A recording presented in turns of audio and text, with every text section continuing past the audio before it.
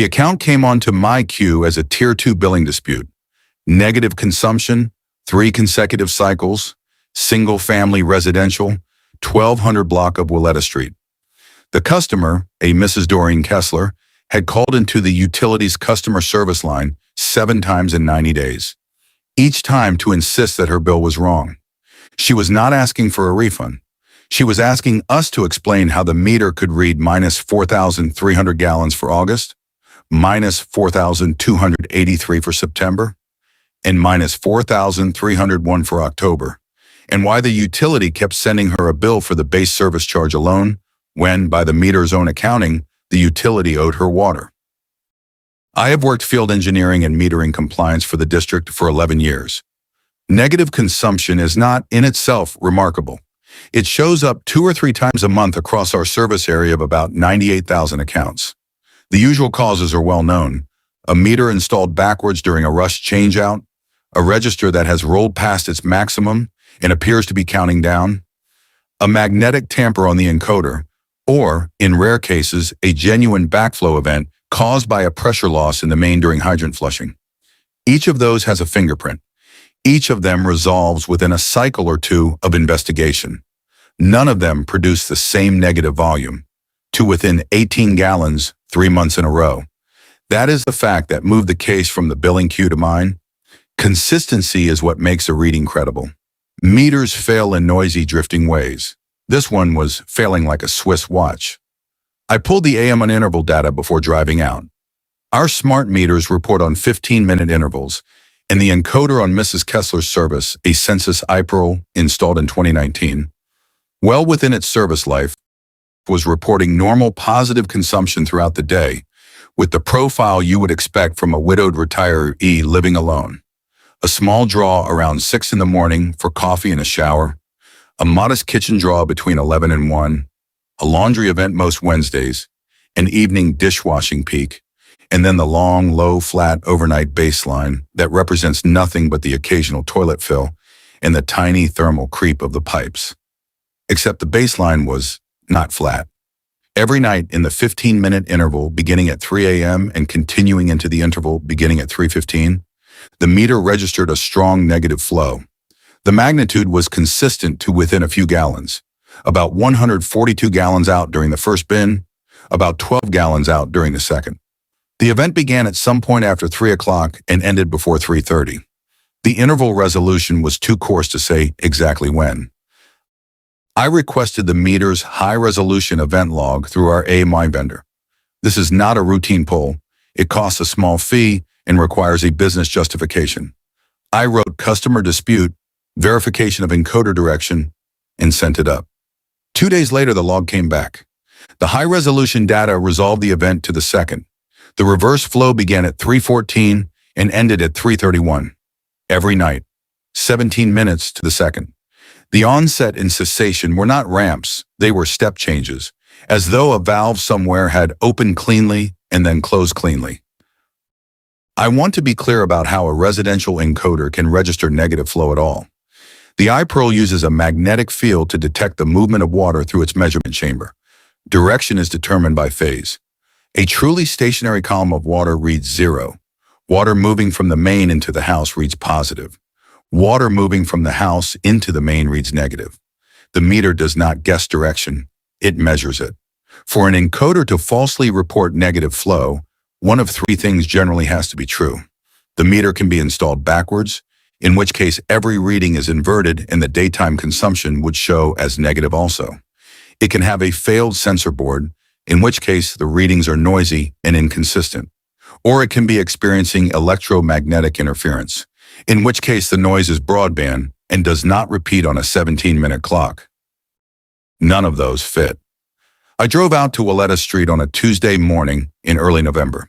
The house was a small brick ranch on a corner lot, well maintained, with a concrete driveway and a Bermuda lawn gone dormant for the season. Mrs. Kessler met me at the door. She was 78, sharp-eyed and irritated in the specific way of a retired bookkeeper who has been told by 3 different customer service representatives that her problem is not really a problem. I explained that I was there to inspect the meter and the service line, and that I would need access to her basement to check the interior plumbing. She let me in and then followed me at a polite distance while I worked. The meter pit was in the parkway strip between the sidewalk and the curb, standard configuration for the neighborhood. I pulled the lid, cleared the leaf litter, and confirmed the meter's serial number against the work order. Installation orientation was correct. Inlet from the main side, outlet toward the house. The register was showing a current reading consistent with the AMOM report. No signs of tampering, no magnets, no visible damage to the encoder head. The lid gasket was intact and the pit was dry. Inside the house, I checked the main shutoff, the pressure regulator, and the water heater. Pressure at the hose bib read 68 pounds per square inch, which was normal for that zone. The pressure regulator was a standard Watts unit, about 8 years old, functioning within spec. There was no backflow preventer on the service, which is normal for a single-family residential connection in our jurisdiction. Backflow prevention is required only where there is a cross-connection risk, and Mrs. Kessler had no irrigation system, no auxiliary well, no boiler, no swimming pool, and no fire suppression. I asked her, as I always do, whether anyone else had access to the house at night. She said no. She lived alone. She slept from about 10 to about 6. She had 2 grown children in other states. She had no pets. She had no house guests. She was, by any reasonable measure, generating no water demand at 3 in the morning, and certainly not 150 gallons of demand in the wrong direction. I told her I would replace the meter as a first step and asked her to keep a written log of any nighttime disturbances, plumbing noises, toilet refills, anything at all for the next 2 weeks. She agreed.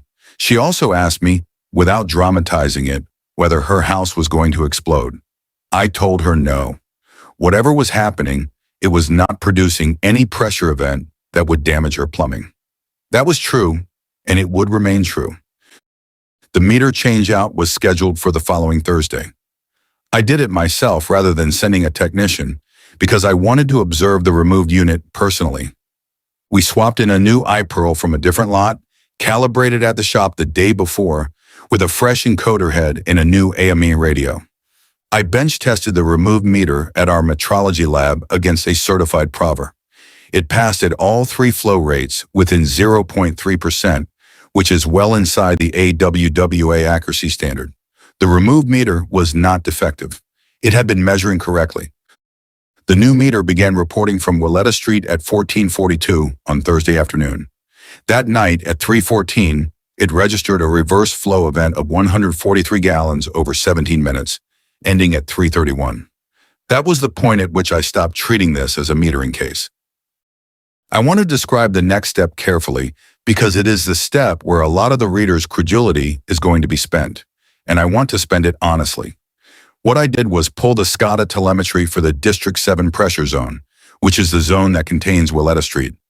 Our SCADA system aggregates data from about 40 pressure transducers, 6 pump stations, 2 elevated storage tanks, and the outlet flow meters at the treatment plant. It is a separate system from the ANM1 network. It is monitored by a different team. It uses different sensors, a different data historian, and different time servers, though all of them are disciplined to GPS. I asked our operations analyst, a man named Ruben Alcaraz, to give me the pressure trace for the transducer at the intersection of Willetta and 4th, which is the closest monitoring point to Mrs. Kessler's house, about 180 feet of 6-inch cast iron from her service tap. I did not tell him what I was looking for. I asked for the previous 30 nights, midnight to 5 a.m. at 1-second resolution. He sent it to me the next morning with a note that said, "You already know, don't you?"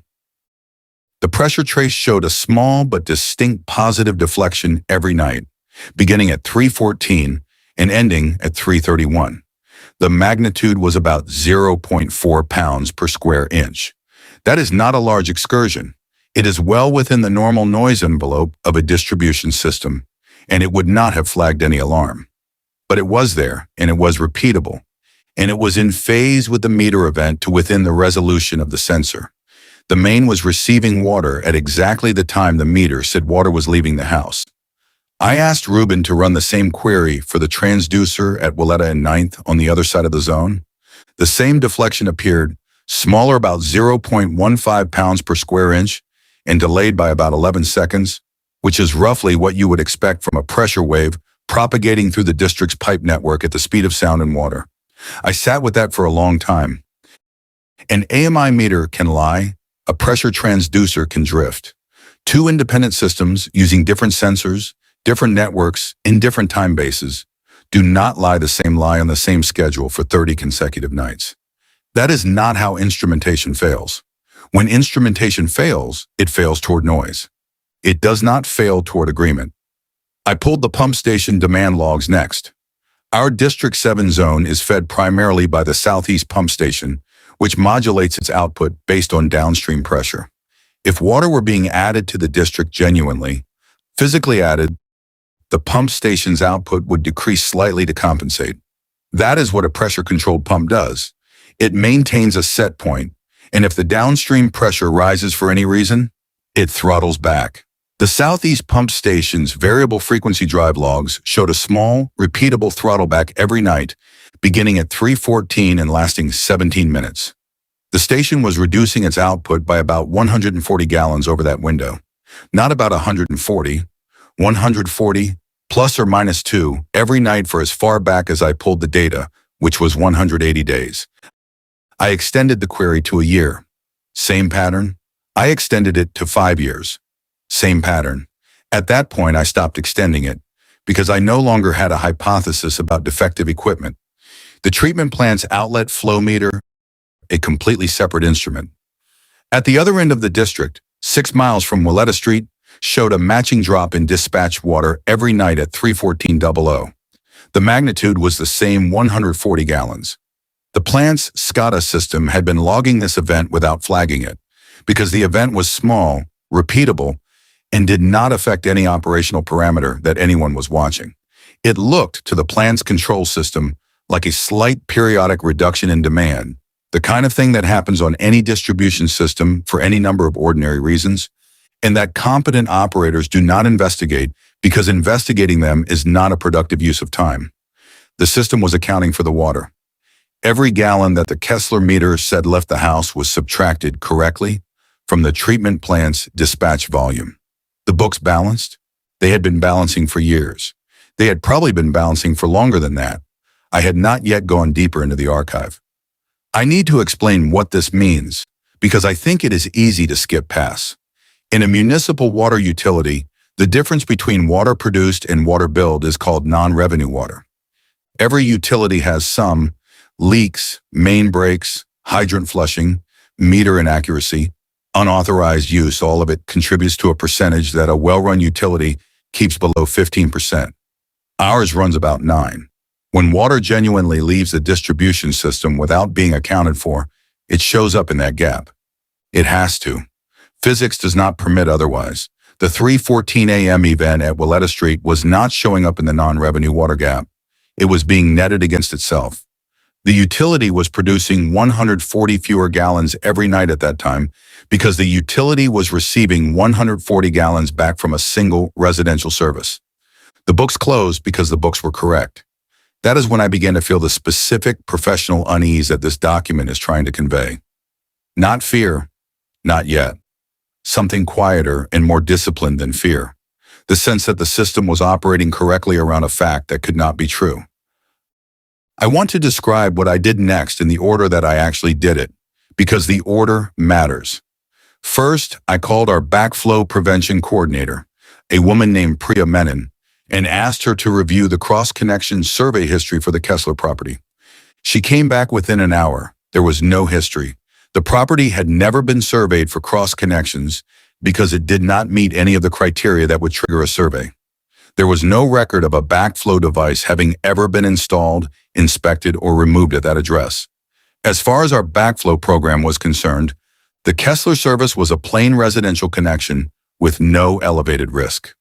Second, I asked our GIS team to send me the AS-built drawings for the Willetta Street main and its associated services.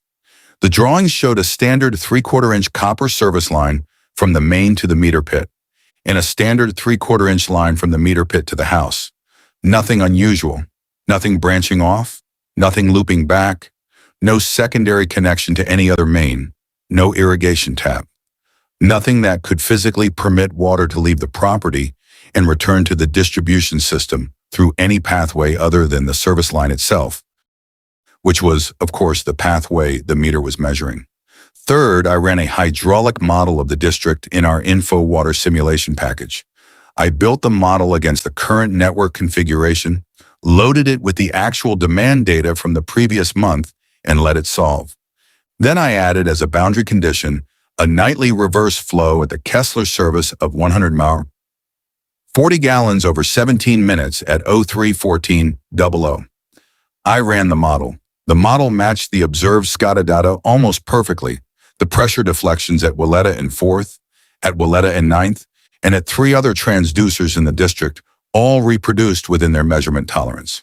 The pump station, throttle back reproduced. The treatment plant demand reduction reproduced. The model, when told that the impossible was happening, predicted the observed reality. Then I ran the model again, without the reverse flow boundary condition. It did not match. The pressure at Willetta and 4th was predicted to be about 0.4 pounds per square inch higher than what SCADA was actually recording every night during that 17-minute window. The model's error was the exact magnitude of the event. The hydraulic model, calibrated against normal daytime operations, could not reproduce the district's actual nighttime behavior without the reverse flow event. The distribution system was, in a very literal sense, missing 140 gallons a night from somewhere if the Kessler house was not returning them. That is a specific and unusual finding. Distribution systems do not have unaccounted volume. If the water is not going out through a service, it is going out through a leak, and a leak of 140 gallons every night for years would have shown up in acoustic surveys, in localized pressure decay, in reported wet spots, in soil moisture, in something. There had been no such indications in District 7 for as long as our leak detection program had records, which was since 2003. I want to be honest about my mental state during this stretch. I was not spooked. I was engaged in the way that a difficult diagnostic engages a career technician. I still expected an explanation. I thought and I remember thinking this in exactly these words while sitting in my office on a Friday afternoon, that I had missed something, and that when I found what I had missed, I would feel foolish and relieved. I started going through historical utility records for the Willetta Street service. This is where the second phase of the investigation opened up, and where the character of the case changed. The account had been in Mrs. Kessler's name since 1994, when she and her late husband purchased the house. The account before that had been in the name of a Mr. and Mrs. Hollis, who had owned the house since 1971.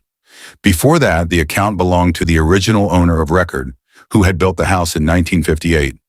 The service line had been installed in 1957 as part of a subdivision extension, and the meter had been changed out 5 times in the intervening decades. In 1972, 1988, 2001, 2011, and 2019. Buried in the meter change-out records in the paper archive, not the digital system, were field notes from the 1988 change-out. The technician was a man named Walter Hobson. His handwriting was neat, small, and consistent. On the second page of his notes, in the section marked Observations, he had written, "Encoder confirms nightly reverse indication, 3:14 a.m. local, approximately 17 minutes. Consistent with prior meter. Not tampering. Not encoder fault. Consult supervisor before further action." The 2001 change-out notes from a different technician referenced Hobson's note and confirmed that the pattern had continued through the new meter. The 2011 notes did the same. The 2019 notes, the notes on the meter I had just replaced, did not mention it at all. By 2019, apparently, it was no longer considered worth writing down. I looked up Walter Hobson through our HR archive. He had retired in 2004 and was still living in a suburb about 40 minutes northwest of the city. I asked our records office for his last known contact information, on the grounds that I had an active investigation citing his field notes. They provided a phone number. I called him on a Saturday morning. He picked up on the third ring. I introduced myself, gave my role, and explained that I was investigating a nightly reverse flow anomaly at 1247 Willetta Street. There was a long pause on the line. Then he said in a voice that was neither surprised nor performative, "So it's still going." I asked him to tell me what he knew. He said that when he had been assigned the changeout in 1988, the anomaly had already been in the records for at least 15 years. His supervisor at the time, a man named Ellis Truax, had told him that the Walletta service was one of a small number of accounts in the city that ran on their own schedule, and that the field procedure for those accounts was to change the meter when required, log the anomaly if it was still present, and not open a formal investigation. Hobson had asked why. Truax had told him that the last time anyone had tried to open a formal investigation, Hobson did not know when, and had never been told the district's pressure had become unstable for about 10 days, and there had been 3 main breaks in a part of the system that did not usually break. After the investigation was closed, the pressure returned to normal. Hobson said he had not personally believed that story at the time. He had believed it more, he said, after his second changeout on the account in 2001, when the new meter had done exactly what the old meter had done, from the first night it was installed. I asked him if there had been other accounts on the same procedure. He said there had been 3 that he was aware of. He could remember 2 of the addresses. One was on Walletta Street. One was a house on Marlin Avenue, on the west side of the city. The third he could not recall, but he thought it was somewhere in the Northern District. I thanked him and ended the call. I did not sleep well that night, and I want to be transparent about the fact that this was the first night the investigation cost me sleep.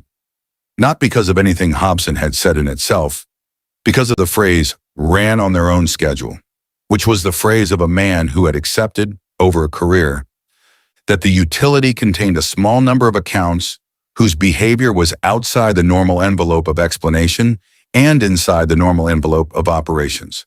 That is a specific institutional posture. It is not superstition. It is not denial. It is the posture of an organization that has learned to keep something running because stopping it produced worse consequences than allowing it to continue. The following Monday, I went to the Marlin Avenue address. I did not have a work order, and I did not go inside. I sat in my truck across the street for about 20 minutes and looked at the house. It was a small stucco ranch, similar in age to the Kessler house, with a well-maintained yard and a curtained front window. I pulled the AME data for the account from my laptop. The meter at Marlin Avenue was reporting a reverse flow event every night at 3:14, lasting 17 minutes, with a magnitude of about 138 gallons. I did not go looking for the third address. I did not want to find it yet. I scheduled a live overnight monitoring session at the Kessler property for the following Wednesday. Mrs. Kessler agreed on the condition that I did not disturb her sleep. I set up a portable ultrasonic flow meter on the service line, upstream of the AMI meter, with its own independent data logger. I set up a second pressure transducer at the meter pit, logging at 10 Hz resolution. I positioned myself in my truck at the curb from midnight onward, with the SCADA feed on my laptop and a cup of coffee that I drank too quickly. At 3:13:58, the SCADA pressure trace at Walletta and 4th began to lift. At 3:14:00, my ultrasonic meter registered flow reversal at the service line. The flow rate stabilized at approximately 8.4 gallons per minute in the reverse direction from the house toward the main, within about 2 seconds of onset. It held at that rate for 16 minutes and 58 seconds. Then, at 3:30:58, it dropped cleanly to 0 over about 2 seconds, and the pressure trace at Walletta and 4th returned to baseline. During those 17 minutes, I watched the water usage on my ultrasonic meter accumulate a total of 142.7 gallons of reverse flow. I watched the Southeast Pump Station's VFD log on a separate window, throttle back by an amount that, when I did the arithmetic at 4 a.m. in my truck, matched to within 3 gallons. I want to describe what I heard because it matters, and because I want to be honest that I heard nothing unusual. There was no sound from the meter pit. There was no sound from the house. The service line did not knock or hammer. The pressure regulator did not click. Whatever was happening silently, cleanly, and with the operational smoothness of a well-designed pumping system, which is what it resembled, except that no pump existed on the property, and no pump could have moved water from Mrs. Kessler's copper service line back into a pressurized main without producing a signature that both the ultrasonic meter and the pressure transducer would have captured. The flow was there. The pressure response was correct. The mechanism was absent. I drove home at 5 in the morning. I slept for 3 hours. I went to the office. The next step, professionally, was to file a formal engineering incident report and recommend an isolation of the service pending further investigation. Isolating a residential service is a routine action. We do it for non-payment, for planned maintenance, for confirmed leaks, and for safety concerns. It requires closing the corporation's stop at the main and the curb stop at the property line. It takes about 15 minutes and produces no meaningful hydraulic impact on the surrounding network. There are perhaps 10,000 such isolations across our service area at any given time. I filed the report on a Tuesday. I recommended a temporary service isolation at 1247 Willetta Street for the purpose of confirming whether the reverse flow event ceased when the service was physically disconnected from the main. I marked the report as a priority 3 engineering follow-up, not urgent, but requiring a written response within 10 business days. I received a response the same afternoon. The response was from our Director of Distribution Operations, a man named Charles Whitfield, whom I had met perhaps 4 times in 11 years. His email was short. It said that the recommendation would be reviewed at the next Operations Committee meeting, that no field action should be taken in the interim, and that I should copy him personally on any further findings related to the Willetta Street account before circulating them within the department. I have received exactly one other email like it in my career, and it concerned a lawsuit. I understood then that the institutional posture Hobson had described in 1988 was still the institutional posture in the present, and that I was now inside it. I did not stop working the case. I did the opposite. I went into our master hydraulic model, the one that our engineering department uses to plan capital improvements over a 20-year horizon, and I opened the demand allocation file for District 7. The demand allocation file is a spreadsheet, essentially, that assigns expected water usage to each node in the network based on land use, historical consumption, and seasonal factors. It is updated every 2 years by our planning group. At the node corresponding to Mrs. Kessler's service, the demand allocation file contained a nightly negative demand of 140 gallons over a 17-minute window centered on 31400. It had been there in every version of the file going back to the earliest digital record, which was 1998. The paper predecessor of the file, which I found in the engineering archive the next day, contained the same allocation in a version dated 1979. There were similar allocations for 2 other service nodes in the city, at addresses I did not recognize and did not look up. None of the current engineering staff had put those allocations there, I asked. I asked our lead planner, who had been with the utility for 22 years. She looked at the file, frowned, and said that she had inherited the allocations from her predecessor and had assumed they were legitimate historical calibration terms. She said she had never questioned them because the model calibrated well with them included and calibrated poorly with them removed. She said this with the small professional discomfort of an engineer who realizes in real time that she has been maintaining an assumption she cannot source. The capital improvement plan for District 7, the one that projects infrastructure upgrades through 2045, was built on that hydraulic model. The pump station replacement scheduled for 2031, the main replacement scheduled for 2037, and the pressure zone reconfiguration scheduled for 2041 were all sized in part against a demand profile that included the 3:14 a.m. reverse flow event at 1247 Willetta Street.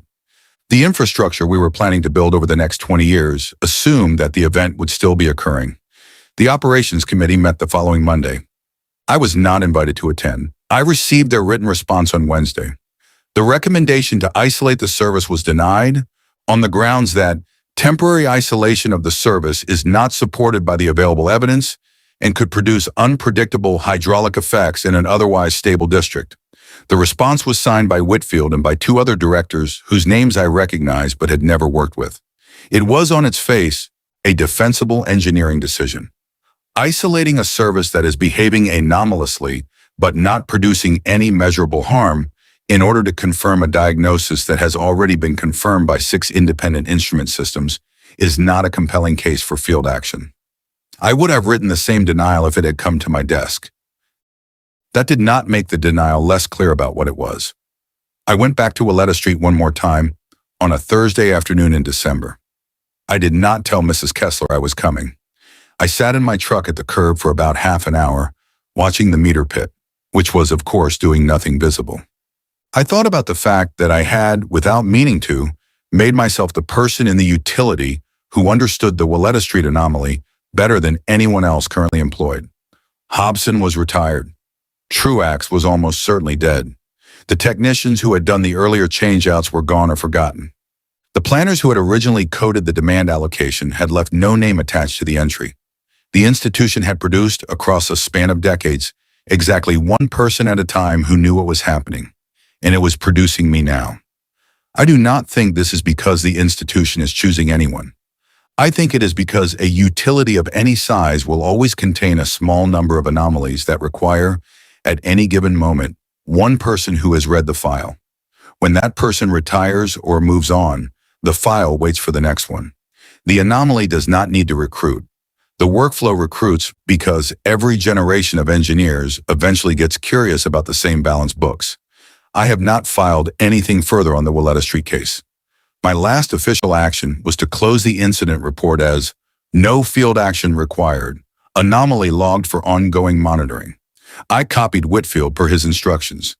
He did not reply, which I took as the correct institutional response.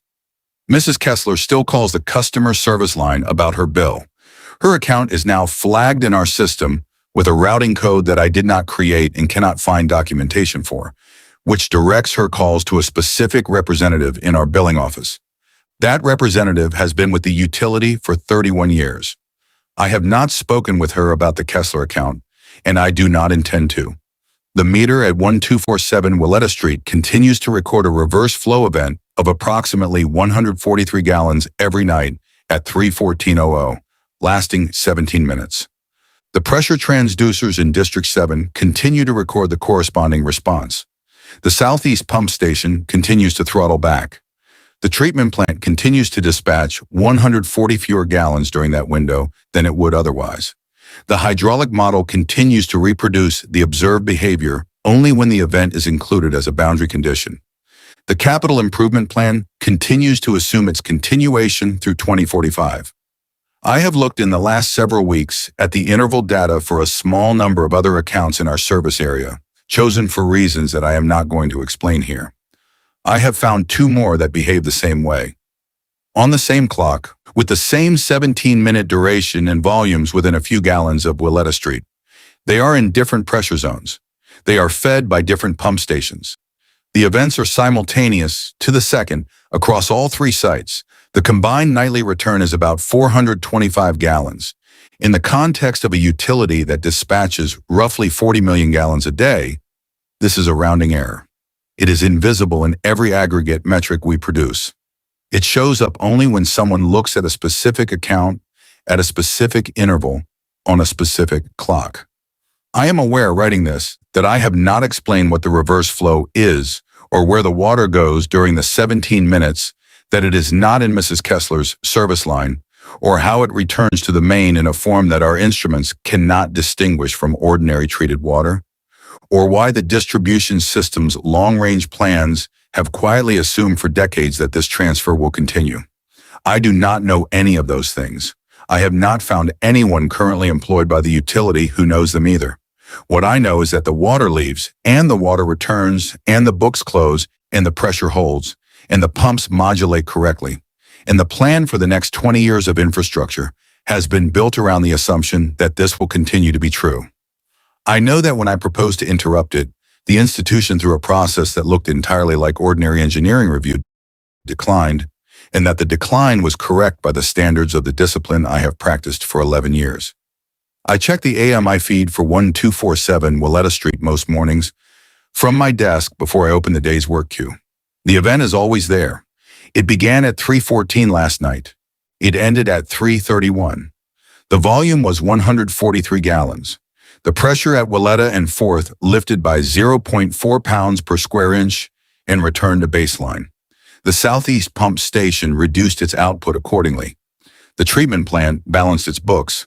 Somewhere in the archive there is a paper file, older than any of us, that was not made for me. When my successor is assigned the account, in whatever year that turns out to be, the file will be waiting.